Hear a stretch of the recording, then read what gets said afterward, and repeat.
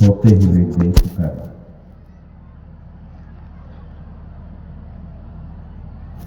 गुरनिषाद बड़ा दुखी हुआ। गुरनिषाद विषाद से भर गया।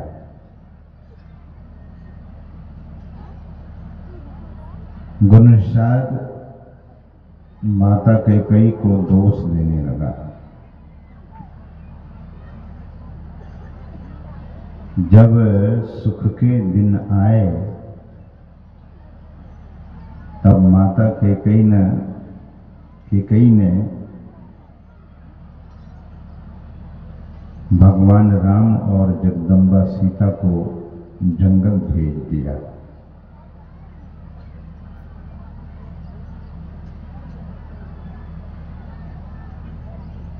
लक्ष्मण जी भगवान के साथ जब अवधपुरी से चले और जब तक अवधपुरी नहीं लौटे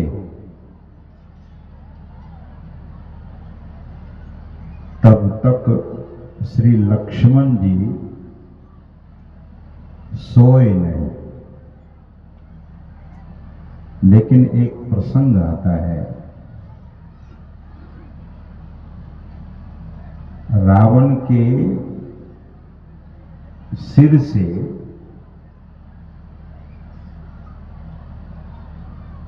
दो पुत्र का जन्म हुआ था।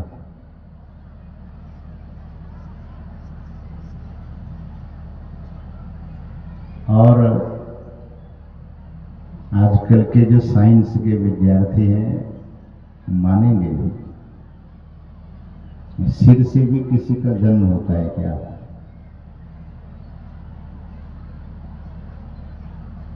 लेकिन जन्म हुआ था। सिद्धि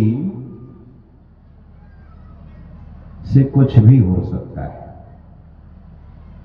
आपने नाम शायद सुना होगा अहिरावण और महिरावण का। अहिरावण का नाम लोगों ने सुना ही होगा, लेकिन महिरावण का नाम लोग कम जानते हैं।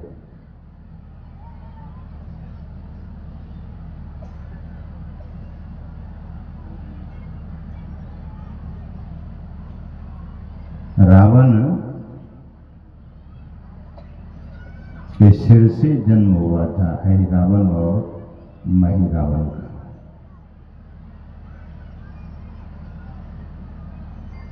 रावण ज्योतिषी विद्या जानता था।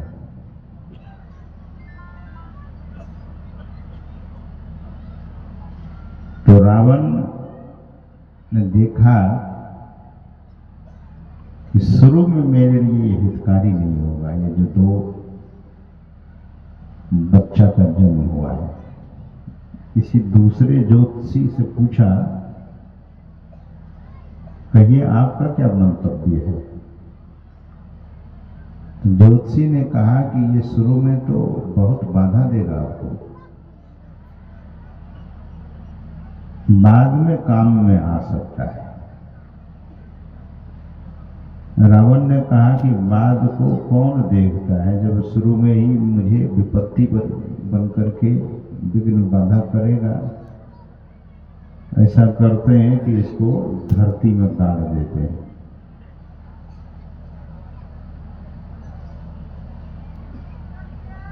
आज समिति के लोग हमारे पास अभी बैठे हुए थे, तो उन लोगों ने कहा कि पिता पुत्र का संबंध बहुत बिगड़ता जा रहा है महाराज। इस पर कुछ आप बोलेंगे तो अच्छा रहेगा। तो मुझे प्रसंग यही याद आ गई। रावण जैसा कोई पिता अगर हो ना, तो पुत्र को गाड़ता ही है। पुत्र के साथ 5 वर्ष तक शत्रु जैसा व्यवहार करना चाहिए। लेकिन मैंने देखा छोटा छोटा बालक अपने माता पिता को तंग कर देता कि मुझे मोबाइल दो, बहुत छोटा है, और माता पिता लाड़ प्यार में बच्चे को मोबाइल देता है, और मोबाइल में अब क्या आएगा,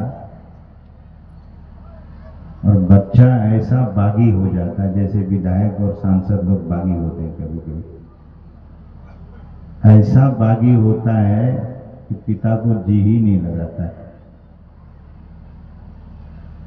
तो सज्जनों,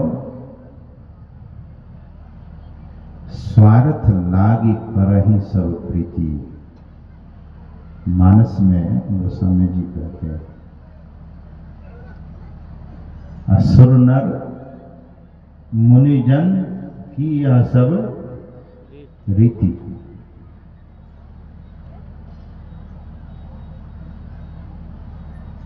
सदगुरु महाराज कहते हैं कि यह धन धाम कुटुंब कबीला सब स्वार्थ के चेरे, अपने अपने सुख के साथी, हेर न सुख को तेरे। आपको सुखी बनाना चाहे,